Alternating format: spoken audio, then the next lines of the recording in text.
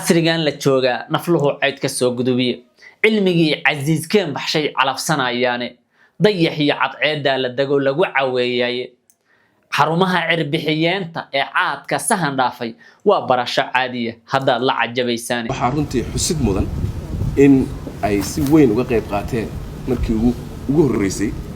diyaaradaha ciidanka xoogga dalka Soomaaliyeed oo iyagana ugu mahad celinayo helikobtarada ah inay qaadeen imtixaanadaas oo ay ardayda Soomaaliyeed ugu geeyeen deegaanada fogfog ee ka fog caasimadda hogaamiyaasha maamulada qaar maamula oo madaxda ka ah iyo kooxaha khawaarijtu maxay u diidan yihiin in la mideeyo imtixaanka qaranka maxay u diidan yihiin dadka Soomaaliyeed inay wax bartaan dadkaas oo jooga meelaha ay maamulaan bal adigu isweydii nafsadaada iyagana weydii haddii siyaasiyiintu iskhilaafsan yihiin maxaa waxbarashada hoos geeyay oo loo siyaasadeynaya dhalinyarada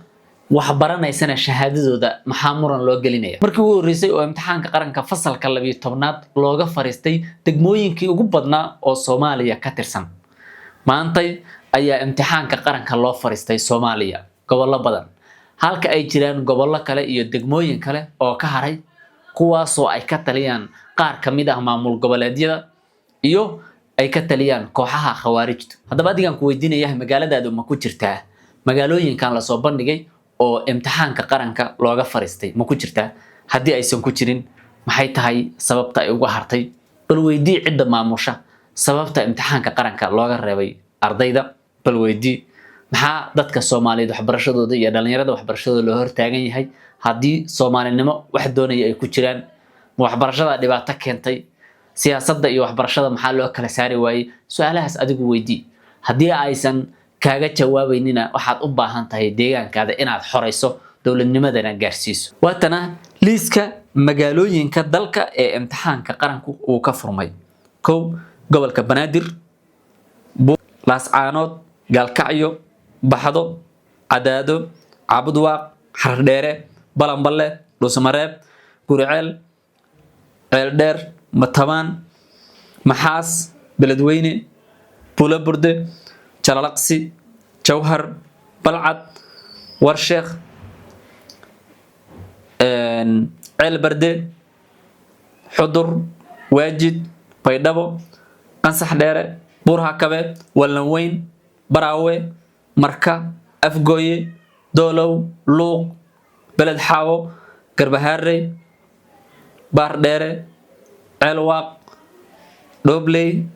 Afmadow Kismaayo haddaba adiga magaaladaadu ma ku jirtaa maxaase ka reebay ila dhageyso xaaladda dalkeenu soo maray subax anigoo taagan isgoyska Maanabolio 1992 ayaa waxa ii muuqan waayay arday sita buug ama xiran dhar iskuul oo kala haya murugadii iyo walwalkii aan maalintaas Maanabolio ka qaaday ayaan ku garwaaqsaday in waxbarasho la'aanta darteed dhalinyaradu halis ku jirto dalkana halis ku tahay haddaan xal loo helin si aan u guto waajibka damiiriga ah iyo kan wadaninimo anoo madax bannaan waxaan go'aansaday in aan ka tago shaqo aan u hayay UN-ka una istaago badbaadinta jiilka mustaqbalka ee dalkeena wayahay waa madaxweyne xasan sheekh maxamuud oo inooga sheekeynaya Soomaaliya xaaladda ku sugneed 92 in uu waayay dalka meel ka mid ah oo looga dareenayo ee waxbarasho maalinkaasna uu u halgamay sidii ummadda Soomaaliyeed wax u baran lahayd uu aas-aasay iskuulka halkaas iskuulku aas-aasay kana tagay shaqooyinka uu u hayay hay'adaha oo ka hayay haddaba markii uu xilka qabtay teeramkii ka horeeyay madaxweyne xasan sheekh maxamuud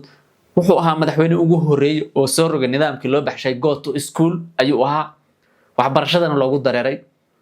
Soomaaliya markii la yiraahdo la qiimeeyo ma jiro siyaasi ama masuul sida madaxweyne xasan sheekh maxamuud waxbarashada dadkeena uga soo qayb qaata lama soo helayo soo raadi adiguba marka laga reebo culimada Soomaaliyeed oo madrasiinta oo shariicada islaamka dadka soo bartay marka laga reebo madaxweyne xasan sheekh maxamuud macallimiinta Soomaaliyeed ayuu number 1 u yahay waana hogaamiye dhanka waxbarashada ka yimid siyaasadda markii laga hadlayo haddaba xilligan la joogana dawladdiisu waxa ay qaadatay macallimiintii ugu badnayd ee Soomaaliyeed ay qaadatay welina waxay ballan qaaday inay macallimiin kale sii qaadan doonto xilligan waa xilligii waxay noqonaysaa dowladda Soomaaliya oo intii burburkii kadib xilligii ugu badnaa oo imtixaanka qaranka gobolada intaas la eg looga fariisto haddaba waxaan leenahay madaxweyne abaalkaada xagga waxbarashada ummadda Soomaaliyeed waa abaal baan kaaga haynaa